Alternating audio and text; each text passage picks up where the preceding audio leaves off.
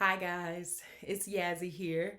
I just wanted to get on and share with you my experience in purchasing a home, particularly in a major city. Let's see, where do I start?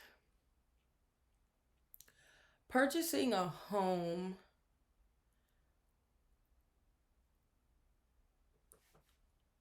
I knew that was something I wanted to do. I knew it years ago. So right now well, it's 2020 when I'm recording this, and I'm 27 years old. I had written it down on my goals. I write my goals out and I post them. I typically will post them on my wall. And so when I'm walking by, every now and again I mean they're on my wall, so I'll read them and sort of think about them, internalize them, and envision those things coming to pass, and envision myself in that space. So I knew that I wanted to purchase my first home, become a first time home buyer, but I really didn't know where to start. But I confided in one of my very good friends, and he let me know about a nonprofit called Manna Inc. Manna is based in Washington, D.C., but they have a few different chapters or a few different locations, and they help people who want to become first time home buyers. They have a counseling program. It's free, and so that's where I started. I went to Manna. Let's see, this is 2020. So in 2019 was when I really started to get serious and say, okay, I feel ready. I'm in a slightly better financial place. But let me be clear though. like I'm still working towards improving my financial situation. It wasn't a given. It wasn't where I felt so comfortable. Like it's not a six-figure salary yet. Let's put the yet on there. um but it was a leap of faith. Let's say that it was a leap of faith, and I knew that it was going to be a challenge. But because I had rented, I moved into an apartment when I was my last year. I was working on my master's degree at Howard University, and I had I was there for a 3-year program, and I was in my last year. And in that last year was when I moved into an apartment in downtown Silver Spring, which is right outside of Washington, D.C. I love downtown Silver Spring, and a lot of people I know live there. And in Laurel, places in Maryland. So anyway, I lived in downtown Silver Spring for I was a renter for 3 years. I was paying rent. And I said to myself, I'm paying, over $1,000 a month in for rent. And I just kept thinking about, if I was paying off on a mortgage loan, imagine how much money that would have been. $1,300 every month, well, for 12 months over 3 years. So I just said, you know what? And I am very attuned to the gentrification that has taken place and continues to in the district and in major cities across the country. And as gentrification happens, one of the potential cons is that it becomes extremely difficult to find affordable housing. And as a minority or as a person of color who doesn't maybe doesn't make as much money, you're not a lawyer, you're not a congressman or woman, and so or a doctor, maybe if you don't have certain careers that put you in a certain financial position, it can become extremely challenging to find housing and affordable housing. And then I haven't even gotten to navigating attempting to find a mortgage loan, because you have to do that through a bank, and that, my friends, is a whole nother story. So, everything went for the most part pretty well. Manna, I had a very young counselor. She was very sweet, very smart. She was really good with numbers. I mean, sister girl was going. She was very good with numbers. And I just introduced myself. I literally walked into the office one day and I said, "Hi, my name is Yasmin Arrington. I've been referred to Manna by people in the community. One of my friends has spoken highly of you all, and I was hoping that I could, become one of your clients." And they took me right in, and I sat down with my counselor. She stayed my counselor for a few months, and she began to she wrote down what my goals were, and then she asked me for certain information. I was required to complete a budget, um, a monthly budget to show all of my current, at that time, all of my current expenses, travel, personal things like hygiene products, all of that. I had to really go. I literally had to go into my bank, log into my bank account online, and just go through and figure out what my averages were on each thing: groceries, hair products, all of that every month. And then she took that and um, looked at how much money I had left over per month. And I still had a little bit of, I still had about, I want to say about $6,000 of credit card debt.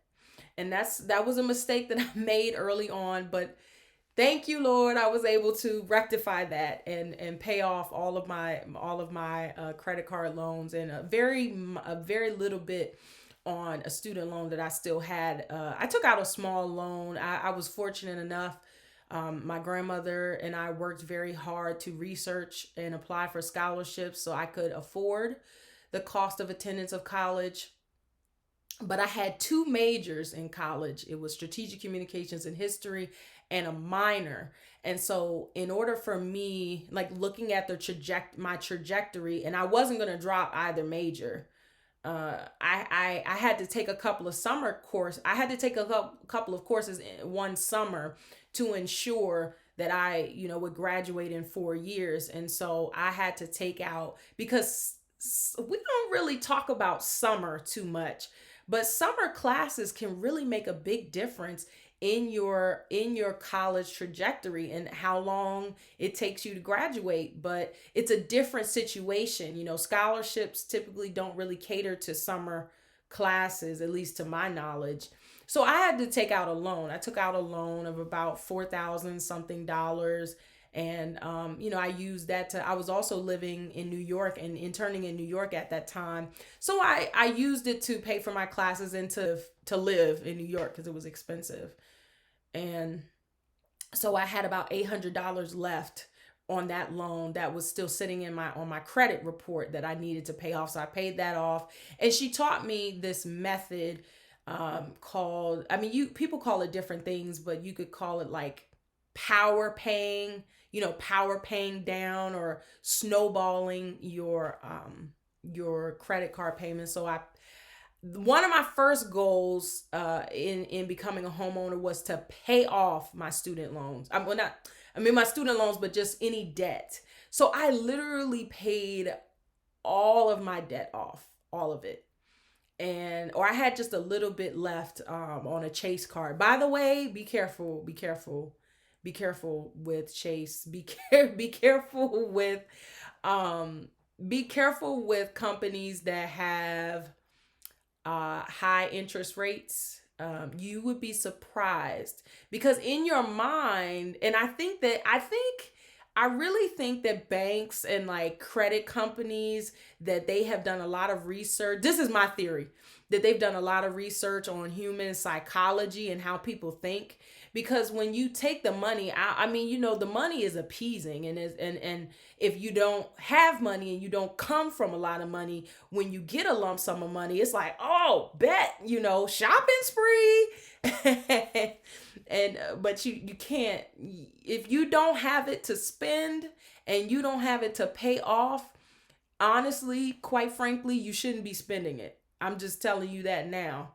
And I mean, I get it. So maybe some people say, buy very, some people suggest buy small items with your credit, because you have to have, first of all, you have to have a positive credit history. And fortunately for me, even though I had, several thousands of dollars in credit card debt at the time, even though it was a huge sacrifice for me, I still paid my credit card bills on time. And that is very important, because when you go to apply for a mortgage loan, the bank is looking at you.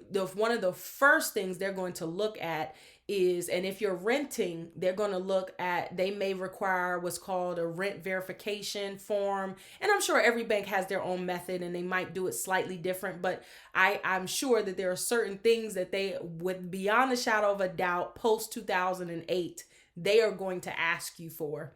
And so they asked for my rent verification, and that almost gave me a heart attack, because there were a couple of times where, just to be completely transparent and frank, I had to pay half. There were a couple times where, like, let's say around holiday time in December, where I wanted to get some gifts for my family, but I also had to pay rent.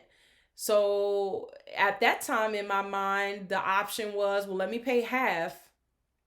Let me pay half of it my first pay period, and pay the other half the other pay period, so I could have a little bit of money that I could do something with. Now, granted, we could talk about whether or not that was the best decision. But banks look, so my rent was supposed to be paid the first of the month, and they gave you a 10-day grace period, or at least so they said. But fortunately, the bank that I was working with, they didn't consider anything. They said they were just looking to make sure that I wasn't any more than 30 days late on any payments, on, my rent payments. And fortunately, I was not. But that was a very stressful process, child. That was a stressful process. I thought I was going to be eliminated just off of that. And then what else happened? So the bank asked me for and then they started asking me for my bank statements. And so everything that you buy with your debit card that's connected to your bank is on your bank statements. So you want to make sure that your bank statements are clean.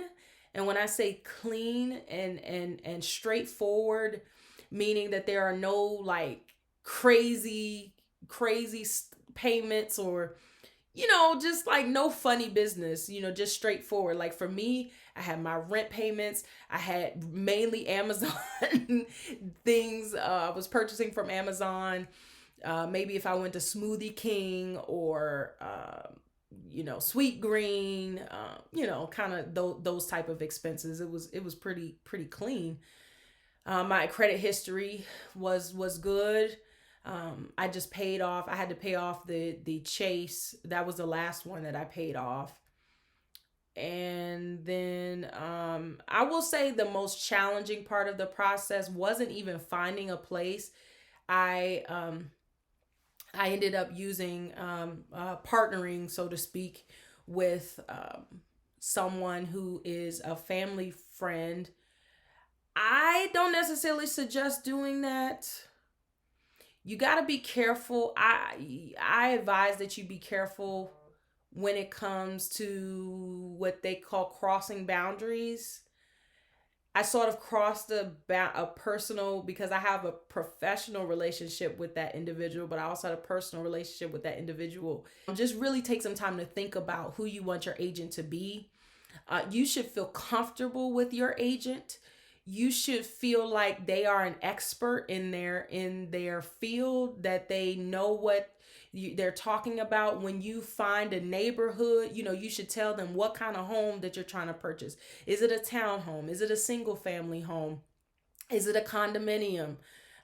And they have access to, they have access to listservs. There's a special name for it, I can't remember. Listservs that show the houses that the homes that have gone up or are up for sale. They show if they're pending, if they're under contract.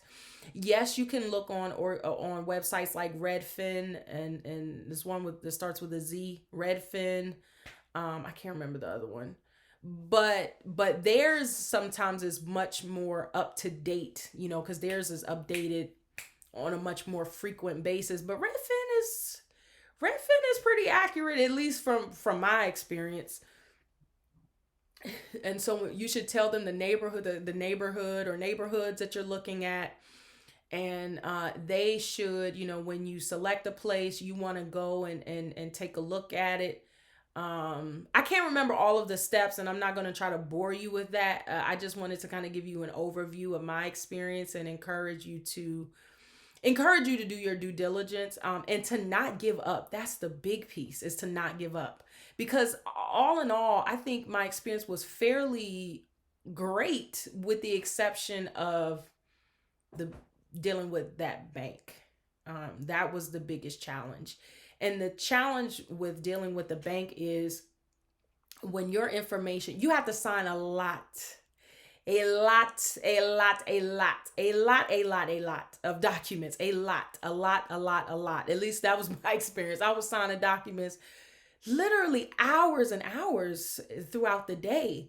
I was writing letters of explanation. I was running up and down the city. I was running to my bank. I was running here. I was running there to get documents. I was, pulling statements from my savings account, from my bank account, my primary spending account, savings accounts, IRA, all this stuff, because they want to know your full financial picture. They want to know your debt to income ratio. They want to know how much you have in savings. And also, I highly suggest, before you go and say, okay, I'm ready to purchase a home, I strongly advise, and some banks won't even grant you a mortgage loan without this. I strongly advise that you save. They say, for the bank that I was working with, they said 2 months. We need to see that you have 2 months worth of mortgage payments saved up already in a savings account, a separate account from your normal checking, the checking account that you typically spend from. So that's first. You need to have a separate. I advise, how some accounts, they'll have the checking, the checking, and then the saving both in the same account. Don't do it. Don't do it, because it's too tempting, and that money will always be in your face. Create a totally separate account, preferably preferably at a different bank. Or maybe at the same bank, but you have a different login, so that you're not always staring at that money. Because if you really don't, it's a discipline that you have to create, and a strategy. And so have that money separate. I would say if you could save up 3 or 4 months worth of mortgage payment, make sure you do that. And you should have some other money saved up, because there are other expenses that you will incur. You will have to pay for the inspection that happens. And actually, what happened to me was, I found one condo over in Northeast DC, and they had made it look beautiful. But child, when we did that inspection, there had to be at least 20 issues. There were a lot of health hazards. There was fungus growing, molds growing in the closet, and the HVAC system was not working. The heat, there was no washer and dryer. There were parts missing. The outlet, some of the outlets were installed upside down. It was crazy. It was weird. There was a gas leak. It was so many issues. There were bars on the windows that could not be removed. There were double pane windows, or like those temperature, I don't know what the formal name is. The windows were like, some of them were broken. But that money was gone. I couldn't get that money back.